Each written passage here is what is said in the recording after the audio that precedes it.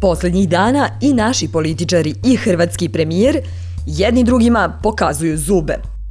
Lako je njima da to rade, dok su oni odrastali, zubari su bili besplatni. Tada su bila neka bolja vremena, ali sada ne bih mogla ni da uradim.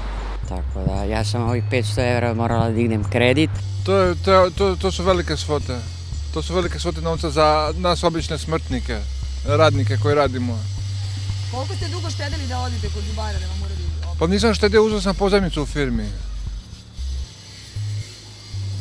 Koliko ćete sad to da vraćate? Godinu dana.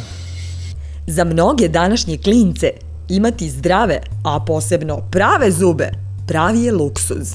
Za protezu 800 evra. Mislim, što je mnogo je. Tako da nije ni čudo što ljudi idu bez zuba.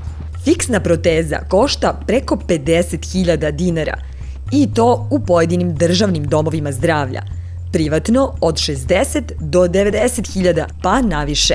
U privatnoj, u državnom nema šanse da stigne do državne. Jedno je u prvom razredu osnovne, drugo u trećem. Dok stignete do školskog lekara, tu treba sedmice i sedmice, to je nemoguća misija. Da, kažu da ove stalne idu do 600-700. Jeste, stali za 600-700 idu, da. I one mogu da budu malo jeftinije.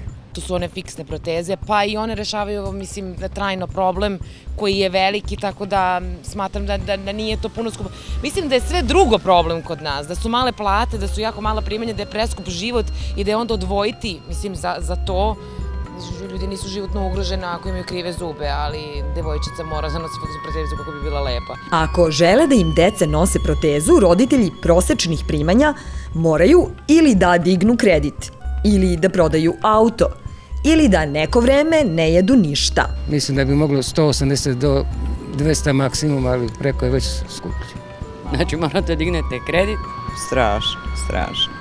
Uvek možete da naučite decu da je bolje da i ne pričaju mnogo, kako drugi ne bi videli njihove krive zube i vašu nemoć da odvojite 2 plate na protezu. Ali da li je rešenje u ćutanju?